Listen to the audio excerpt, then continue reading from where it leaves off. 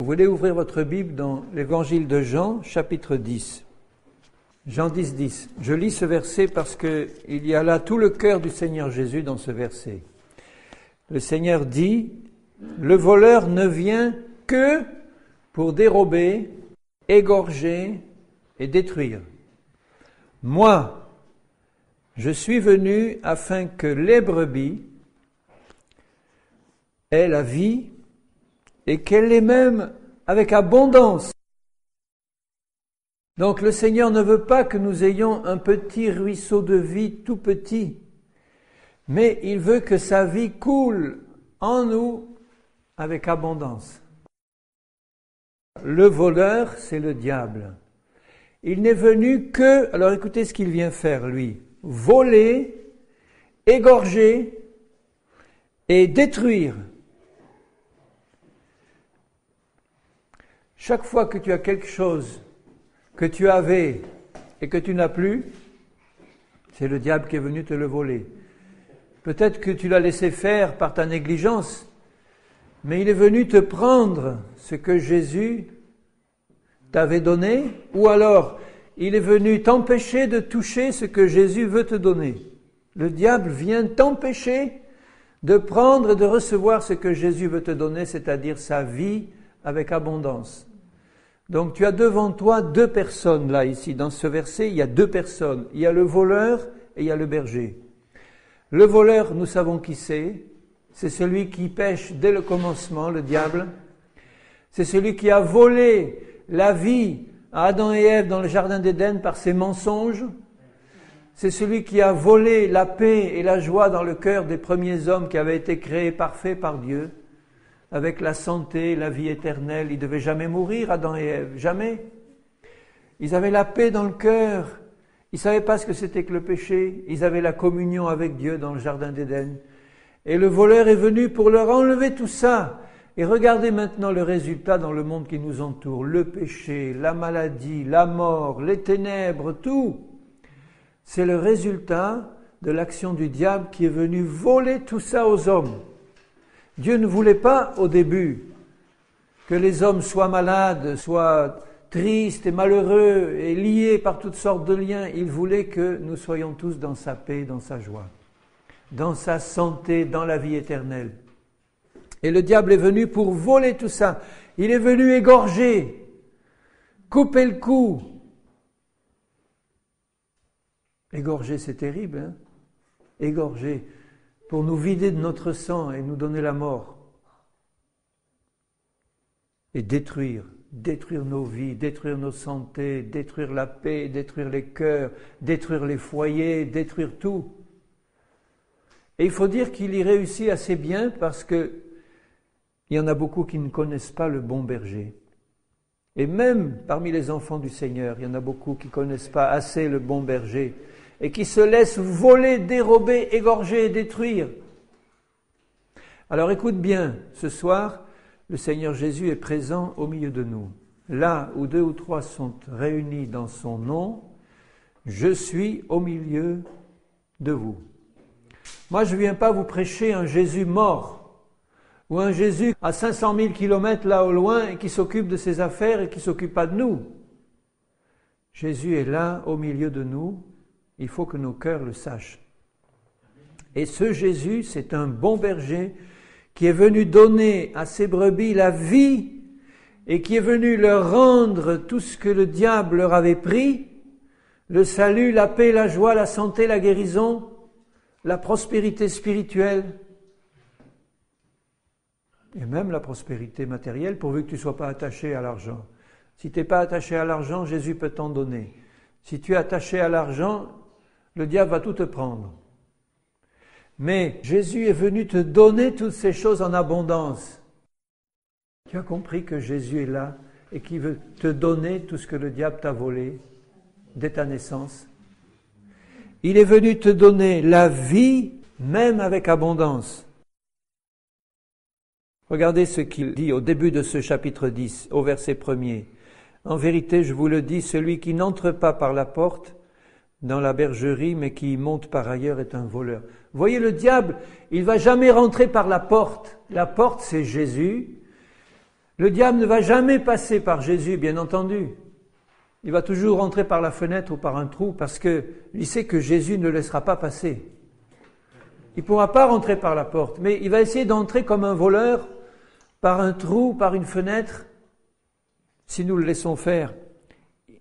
Il y monte par ailleurs dans la bergerie. Ceci est très important pour nous, ça nous montre comment le diable vient nous voler nos choses. Il n'entre pas par la porte. Qui est la porte, dites-moi, qui est la porte? Jésus. Et Jésus, il a un autre nom, Jésus. Jésus est la parole.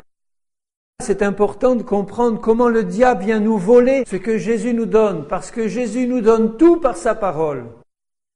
Et le diable essaye de nous enlever la parole pour nous priver de tout. C'est comme ça qu'il a fait avec Adam et Ève. Dieu avait donné sa parole à Adam et Ève. Il leur avait dit, si tu prends le fruit de cet arbre, tu vas mourir. C'était la parole de Dieu. Et le diable est venu, et qu'est-ce qu'il a fait? Il a dit, mais est-ce que Dieu a bien dit? Et puis après il a dit, mais Dieu n'a pas dit. Donc il a enlevé la parole, et il est rentré par la fenêtre. Il n'est pas passé par la parole, c'est-à-dire par la porte. Il a enlevé la parole, et il est passé par la fenêtre. Donc tout ce que Jésus a dit qu'il te donnait, la vie éternelle, la guérison, la délivrance des puissances des ténèbres, qu'il pourvoirait à tous tes besoins, qu'il te guérit complètement de toute maladie, de toute infirmité, de tout lien, Jésus te le donne d'abord par sa parole. Par l'onction de son esprit, tu peux comprendre sa parole et entrer par la porte. D'ailleurs, regardez, celui qui entre par la porte, c'est le berger des brebis. Le portier lui ouvre et les brebis entendent sa voix. Il appelle par leur nom les brebis qui lui appartiennent, il les conduit dehors. Et par où elles sortent les brebis? Par la porte. Vous voyez déjà un troupeau de brebis sortir par la fenêtre? Non, elles ne sortent que par la porte parce que le portier, le berger qui travaille avec le portier, je crois que là le portier c'est le Saint-Esprit, mais le berger lui, il ouvre la porte et les brebis sortent et il appelle chaque brebis par son nom. Il te connaît personnellement et il te dit, toi ma petite brebis, je te garde et je veux te donner ma vie en abondance. N'écoute pas le voleur qui veut te faire sortir par la fenêtre ou qui va rentrer lui par la fenêtre. Je veux te ramener toujours à ma parole. Et il les conduit dehors. Lorsqu'il a fait sortir toutes ses propres brebis, il marche devant elles. Un bon berger, il est toujours devant. S'il est derrière, il disperse le troupeau. S'il est devant, les brebis le suivent. Elles vont le suivre en le regardant et en écoutant sa voix.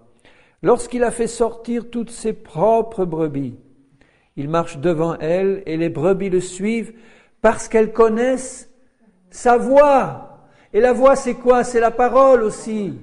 La parole. Toi qui es la brebis du Seigneur, mon frère, ma sœur, tu dois connaître la voix du bon berger.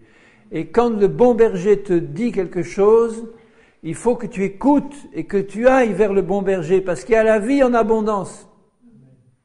Il a la vie.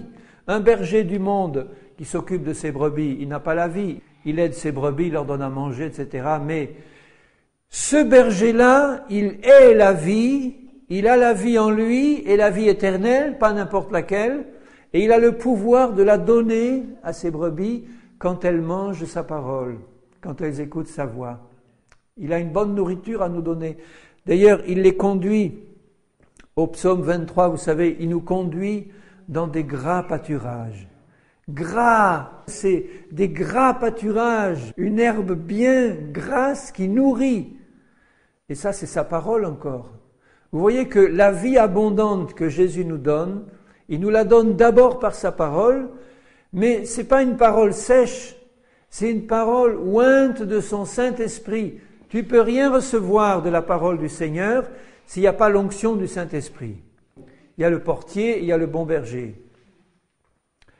Le berger, c'est la porte, mais il y a un portier pour ouvrir. Et celui qui nous ouvre la parole, c'est le Saint-Esprit. Le Saint-Esprit nous est donné pour glorifier le Seigneur, pour nous conduire dans toute la vérité, pour nous rappeler toutes les paroles de Jésus. Jésus a dit, je vous enverrai un autre consolateur. Lui est consolateur, il est le Fils du Père des consolations. Et il a dit, quand je serai parti, moi, le consolateur, je vous enverrai un autre consolateur. Il vous rappellera tout ce que je vous ai dit et il vous conduira dans toute la vérité. La vérité, c'est la vie abondante de la parole du Seigneur et de toutes les richesses que Dieu réserve à ses brebis. Alors nous ne devons plus être des brebis maigres et efflanquées. Alors je vous encourage à vous engraisser dans le Seigneur, de sa vie et de sa parole, et de manger en abondance. Cette vie abondante, elle va me donner la graisse spirituelle. Elle va me donner tout ce que Jésus a voulu me restituer par son sacrifice à la croix. Vous croyez que Jésus a payé un si grand prix, qu'il a payé de sa propre vie et de son sang pour rester loin de nous et puis nous regarder nous débattre dans nos problèmes et nous regarder dans nos difficultés, dans nos trous, dans nos impasses, dans nos placards? Mais non, c'est pas la vie abondante, ça. Jésus veut nous sortir de tout ça pour nous remplir de son esprit, nous donner la guérison dont nous avons besoin, nous restaurer les cartilages des genoux, nous restaurer tous les organes qui manquent, nous enlever tout ce qui ne va pas et faire descendre du ciel tout ce qu'il a dans ses réserves à lui. Il a plein de réserves et d'abondance pour nous. Une vie abondante. Et la vie abondante, c'est pas seulement la guérison et la délivrance.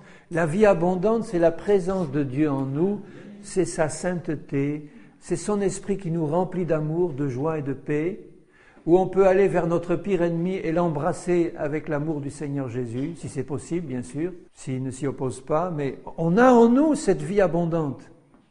Alléluia! Alléluia! Il faut puiser là-dedans. Il faut plus que le diable nous vole ces choses. Il faut plus rester lié dans un cachot fermé à clé. Jésus est venu ouvrir les portes, il a cassé les chaînes, il a brisé les verrous, il a ouvert la porte toute grande et puis il a apporté la lumière. Et il y a encore beaucoup de chrétiens qui restent au fond de leur prison et qui n'en sortent pas, alors que les portes sont ouvertes, alors que les chaînes sont tombées. Ça me fait penser à ce qui s'est passé dans l'Amérique quand il y a eu le président Lincoln qui a décidé qu'il n'y avait plus d'esclaves. Il a aboli l'esclavage. Et dans le sud des États-Unis, il y a encore des milliers d'esclaves qui n'ont jamais cru qu'il y avait un président qui avait annulé l'esclavage. Et ils sont restés esclaves. Alors que les portes étaient ouvertes, la possibilité leur était donnée de partir. Ils n'étaient plus esclaves légalement, mais ils sont restés esclaves. Parce qu'ils n'ont pas cru, ou ils n'ont pas entendu, ou ils n'ont pas su. Pendant un certain temps, du moins. Donc, tu n'es plus esclave de celui qui est venu te dérober, t'égorger et te détruire. Jésus, qui est ton bon berger, est venu te donner la vie et il veut que tu l'aies en abondance.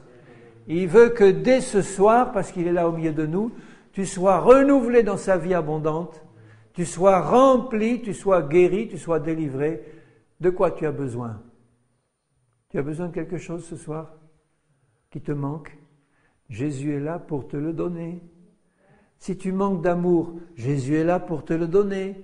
Si tu manques de santé pour servir le Seigneur, Jésus est là pour te la donner. Si tu manques de joie et de paix, Jésus est là pour te les donner. Si tu manques de quelque chose, tu vas le trouver en Christ parce que c'est dans la vie abondante de Jésus. Je sais que Jésus pleure sur le péché du monde, même maintenant. Mais j'ai jamais vu un Jésus dépressif et tristouné. J'ai jamais vu ce Jésus-là, moi. Je ne le connais pas, ce Jésus-là.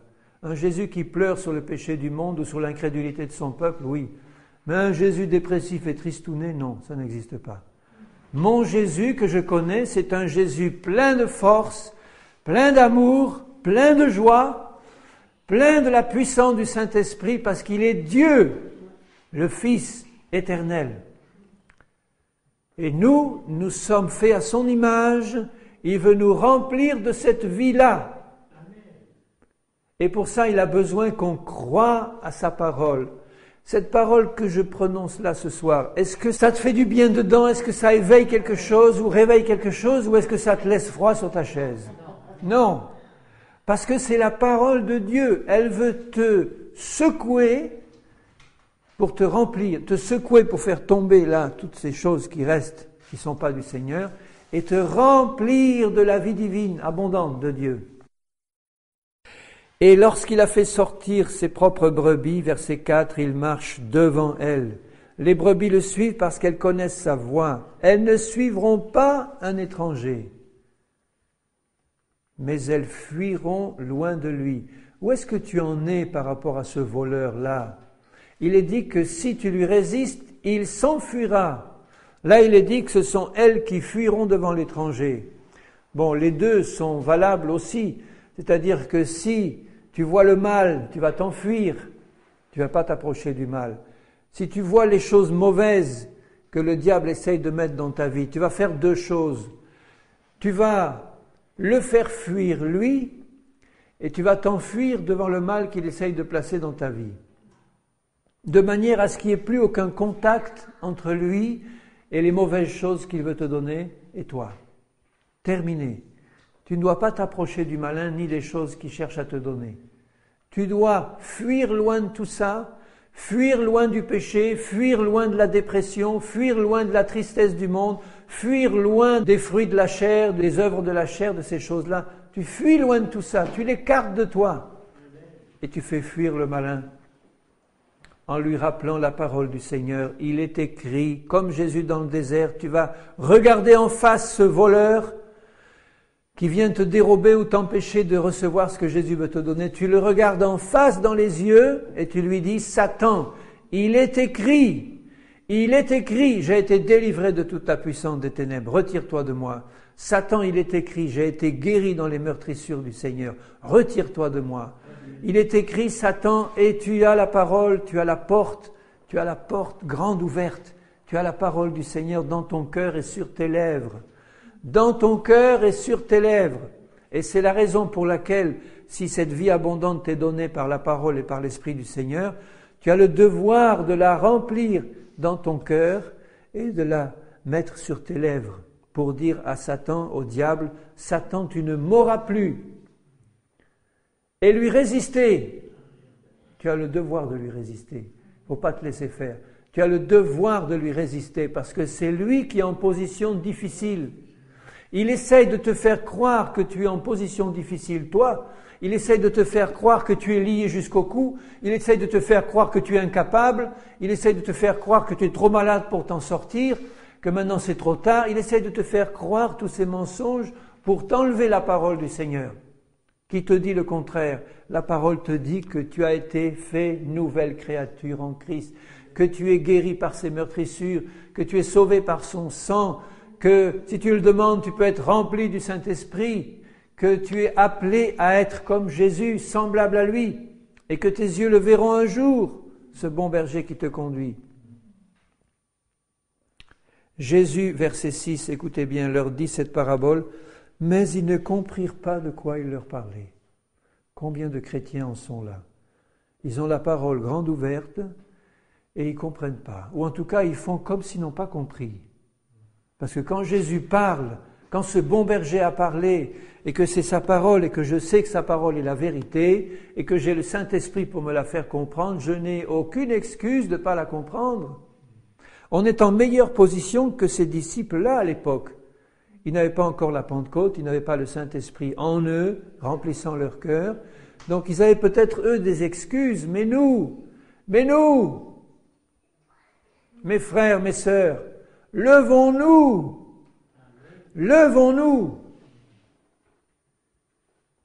Amen, alléluia. Je ne le dis pas comme un reproche, je le dis comme une exhortation parce que Dieu est puissant pour rendre sa parole vivante dans nos vies. Verset 7, en vérité, je vous le dis, je suis la porte des brebis. Tous ceux qui sont venus avant moi sont des voleurs et des brigands. Mais les brebis ne les ont pas écoutés. Pourtant, c'était des gens qui étaient venus avant Jésus. Mais déjà, Jésus avait ses brebis avant qu'il vienne. De tout temps, il y a eu des brebis du Seigneur. Depuis Abel. Abel était une brebis du Seigneur. Et tous les prophètes et tous les saints de l'ancien temps, ils n'ont jamais écouté la voix de l'ennemi. Et ils n'avaient pas toute la révélation que nous avons, nous. Nous sommes les brebis de la dernière heure, nous sommes celles qui ont reçu le plus. On est les brebis qui ont reçu le plus du Seigneur. Le Saint-Esprit a été répandu. Si nous avons soif du Saint-Esprit et de sa parole, il va nous remplir. Venez à moi, vous tous qui avez soif, venez aux eaux et buvez gratuitement, sans rien payer. Tu as soif de cette vie abondante de Jésus, tu en as assez de traîner comme un poulet enchaîné dans ton poulailler. Tu n'as pas envie de t'élever comme un aigle dans les cieux éternels avec ton Seigneur qui a gagné la guerre pour toi. Il va te porter sur ses ailes d'aigle. Écarte ces puissants des ténèbres de ta vie, ce brigand et ce méchant qui veut t'empêcher de jouir de l'héritage du ciel, l'héritage de Jésus. Alléluia. Si quelqu'un entre par moi, il sera sauvé. Ça, c'est la première des choses. Tu ne peux pas prendre l'héritage du Seigneur si tu n'es même pas sauvé.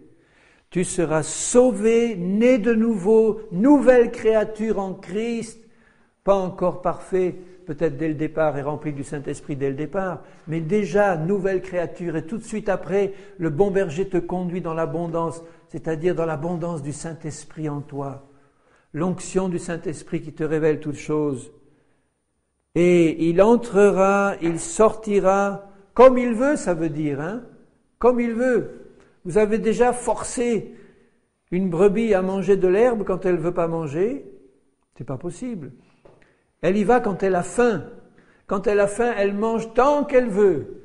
Et puis, ensuite, elle va digérer un bon coup, et puis elle revient manger. Elle entre et elle sort, la porte est ouverte, son berger est là. Serre-toi, mange. Mange. Alléluia. Et il trouvera des pâturages. Les pâturages sont devant toi. La seule chose que Jésus te demande, c'est de te servir. Sers-toi par la foi. Prends-le par la foi. Dis, Seigneur, je me sers. Tu l'as dit, je prends, parce que tu es le premier à vouloir me donner. Tu m'as déjà donné ces choses. Comment est-ce que je peux encore garder dans la tête que je ne les ai pas? Comment est-ce que je peux garder encore dans la tête des pensées de manque, des pensées d'incapacité, des pensées de pauvreté, des pensées de misère spirituelle, comme si c'était un pauvre diable? Mais non, tu n'es pas un pauvre diable, tu es un enfant du Seigneur, un fils et une fille de Dieu. J'espère que je ne t'apprends rien. Amen. Amen. Tu es un fils, une fille de Dieu, tu as droit à l'héritage. Il est mort pour toi, tu as l'héritage. Il est mort et ressuscité. Alléluia. Au verset 14, « Je suis le bon berger, je connais mes brebis, et elles me connaissent comme le Père me connaît, et comme je connais le Père. Et je donne ma vie pour mes brebis. » C'est la vie de Jésus, cette vie abondante, cette vie sainte, cette vie de sainteté, de guérison parfaite, de délivrance, de guérison parfaite de l'esprit, de l'âme et du corps. C'est la vie même de Dieu. Tu l'as dans ton cœur, Jésus est là présent dans ton cœur. Et cette vie de Jésus, il veut qu'elle coule dans tout ton être, qu'elle te débarrasse de ton moi vieux et pourri, pour te remplir de sa vie et de sa nature à lui. Je donne ma vie pour mes brebis. Alléluia. Ouvrez le psaume 23. Vous connaissez ce petit psaume? Cantique de David. L'Éternel est mon berger. On vient de dire, le bon berger, c'est lui. Je vais relire ce psaume parce qu'il y a encore un encouragement pour ces brebis. L'Éternel est mon. J'aime ce mon à moi. Je suis à toi, tu es à moi. Donc vous voyez, le Seigneur nous a rachetés par son sang. Ça veut dire que toi, je pourrais nommer quiconque ici, tu appartiens au Seigneur. Mais le Seigneur t'appartient. Mon berger à moi. Mon berger, personne ne peut me l'enlever, mon berger. Je ne manquerai de rien. Alors si j'en entends un qui vient me dire maintenant, je manque de ci ou je manque de ça, je t'ouvrirai le psaume 23 et je dis, en Jésus, il ne te manque rien. Si ça te manque encore, c'est que tu lui as peut-être pas demandé encore ou pas assez fort pour entendre sa voix. Attends, j'arrive, je l'ai. J'ai tout. Il me fait reposer dans de verts pâturages. Il me fait reposer dans de verts pâturages. Ça veut dire que toi qui as tant besoin de repos dans ton cœur et dans ta vie, tu as avec toi un bon berger qui te fait reposer dans de verts pâturages.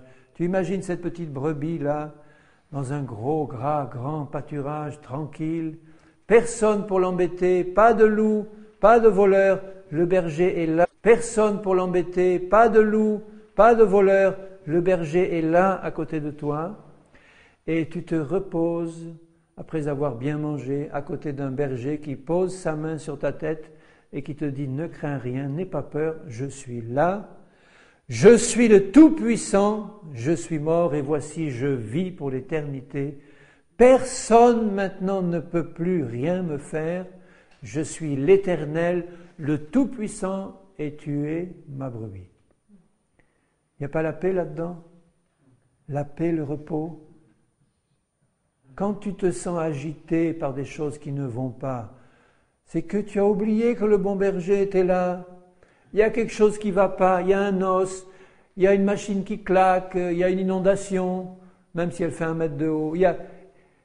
Mais le bon berger n'est pas là. Il n'est pas là. Si souvent on l'oublie en s'énervant, en s'excitant, mais qu'est-ce qui va arriver? Et ça. Le bon berger est là. Il te sortira de là. Quand ton cœur est attaché au Seigneur, tu sais qu'il est là. Il n'y a rien de mal qui peut t'arriver. Rien. Il y a des difficultés, des problèmes, plein. Mais le bon berger est là, il est sage, il est intelligent, il a les moyens, il sait tout, il peut tout, il est riche, il t'aime et il a la solution à ton problème. Tu n'as pas de quoi t'énerver. Tu vas être testé. Ça peut être un tout petit énervement que d'habitude tu te laissais aller parce que bon. Mais là, la prochaine fois que ça arrive, rappelle-toi que Jésus est là, non seulement à côté, mais en toi, et qu'il te donne un vert pâturage avec du repos. Tu te tournes vers lui et tu lui dis, tu vois Seigneur, d'habitude quand ce petit machin arrivait, ou un peu plus gros, eh bien, je m'excitais, je m'énervais, mais dans le fond maintenant, j'ai compris, tu es là. Je me tourne vers toi et je te demande la solution. En paix, en paix. Il me dirige près des eaux paisibles. Alors tout est paisible dans ce tableau-là. Il restaure mon âme. Mon âme qui a besoin d'être restaurée. Vous avez vu restaurer des vieux tableaux par des spécialistes, le soin qu'ils mettent, la précision. Un restaurateur, il travaille dans la dentelle. Il fait pas ça avec un gros pinceau. Vroom, vroom, vroom. Non. Quand tu as un chef-d'œuvre comme toi, une créature si merveilleuse comme toi, tu sais que tu es une créature merveilleuse aux yeux du Seigneur. Eh bien, quand tu es une créature merveilleuse comme ça, le restaurateur, il va venir avec ses petits pinceaux, par petites touches, tout doux, pour restaurer ton âme. Parce que c'est tellement complexe une âme humaine, c'est tellement délicat. Nous, on arrive avec nos gros sabots et on fait du mal. Jésus qui a fait notre âme, notre cœur, il connaît les moindres détails, il va y aller tout doux, tout doucement. Et puis vous allez voir le résultat. Une restauration parfaite, parfaite. Mon âme a besoin d'être restaurée, Seigneur, vas-y. Je lui ouvre mon âme et je laisse faire le bon berger. Il restaure mon âme. Il y a des choses qui ont besoin d'être réparées dans mon âme, dans votre âme. Des blessures profondes, des choses qui ne vont pas, qui remontent loin. Vous avez un bon berger qui est là pour restaurer. Il va restaurer tout. Il va faire, même mieux que restaurer, il va faire du neuf. Il me conduit dans les sentiers de la justice à cause de son nom. Son nom c'est Sauveur, Yeshua. Quand je marche dans la vallée de l'ombre de la mort, c'est les difficultés, les problèmes, c'est les ténèbres qui s'épaississent, et l'ennemi qui est là, et le voleur qui arrive avec son couteau, qui veut me tuer, m'égorger. Les ténèbres de l'ombre de la mort. Je ne crains aucun mal, aucun. Et on pourra dire même comme Paul, le jour où ça sera le moment du Seigneur, pas le moment du diable, c'est-à-dire le jour où Jésus décidera de couper le fil de la vie, ou qu'il reviendra, eh bien à ce moment-là, même la mort est une délivrance pour le juste. La mort m'est un gain, dit Paul. Mais il faut lui résister tant que ce n'est pas le moment de Dieu. De toute façon, on a tout à gagner quand c'est le moment de Dieu.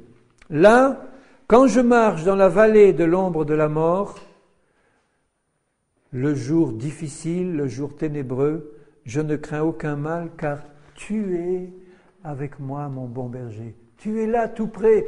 Peut-être que tu ne le vois plus parce que c'est tellement sombre, mais tu peux sentir sa main qui tient la tienne, et le bruit de ses pas qui marche avec les tiens, et sa voix qui te dit « N'aie pas peur, ne crains pas, je suis là. » On en sortira tous les deux.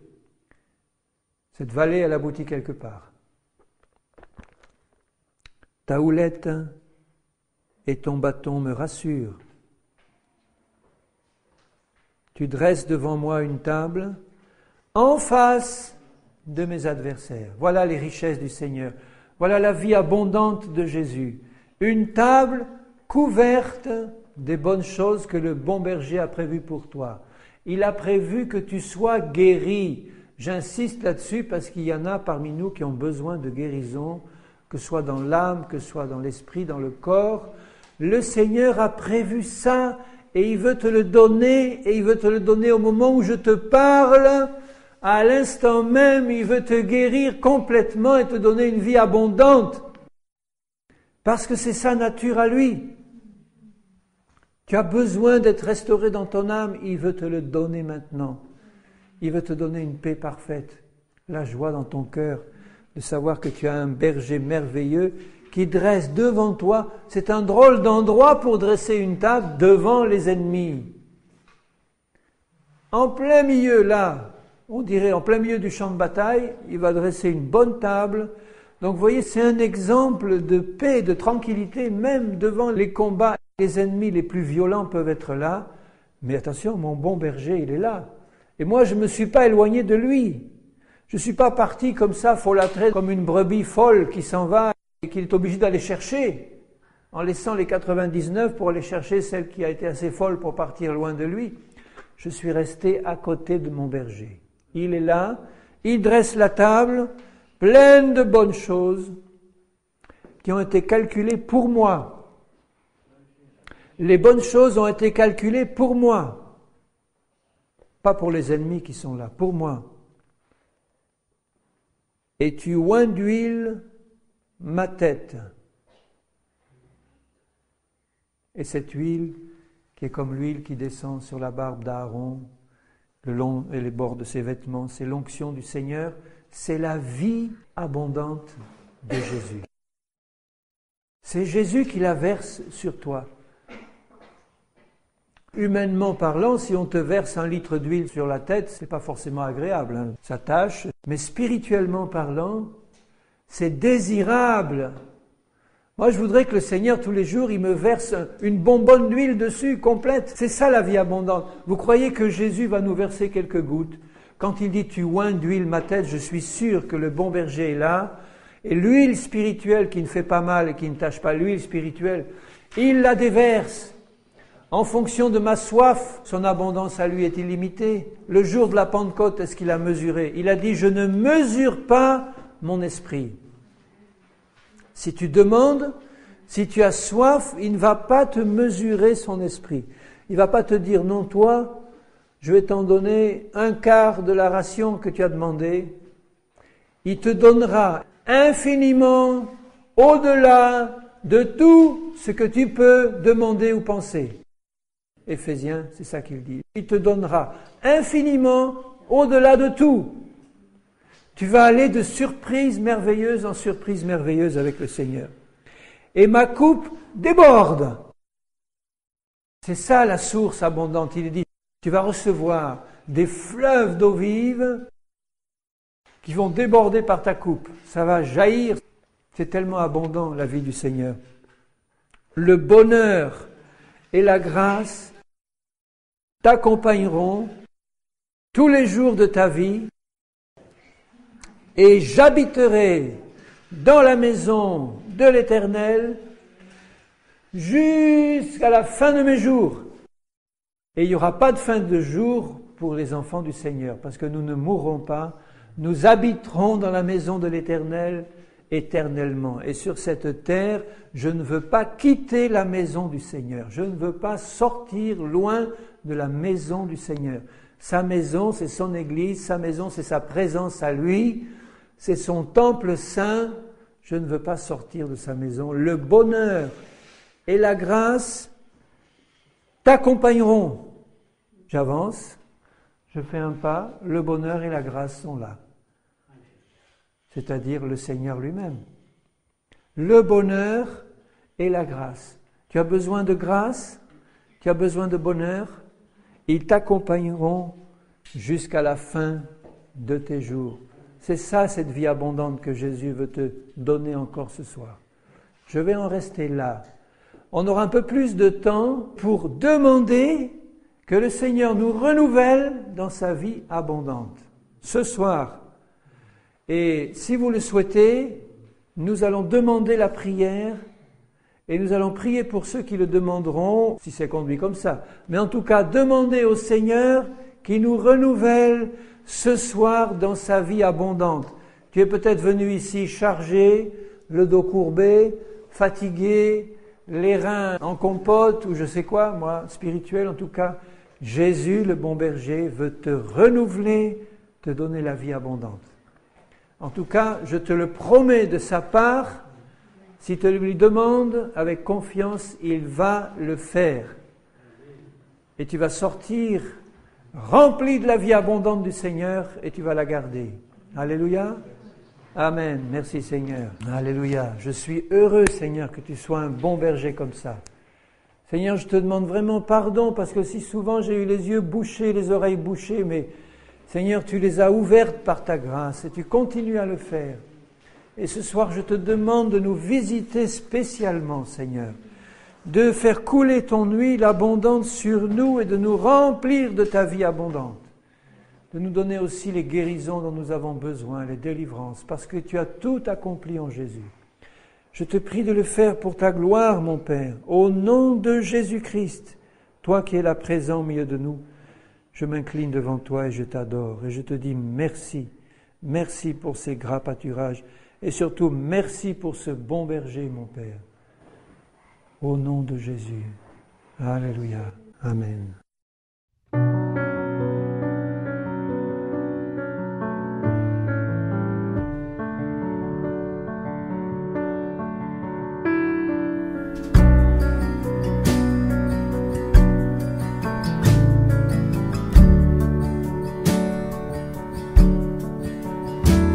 Jésus est au milieu de nous, son regard s'abaisse sur nous, sa douce voix l'entendez-vous, je veux vous bénir tous, je veux vous bénir tous, sa douce voix l'entendez-vous. Je veux vous bénir tous. Oh,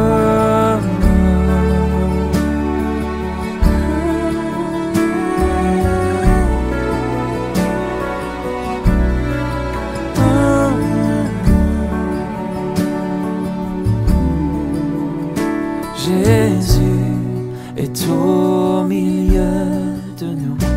Son regard s'abaisse sur nous, sa douce voix l'entendez-vous. Je vous aime tous, oh je vous aime tous, sa douce douce voix l'entendez-vous? Oh, je vous aime tous.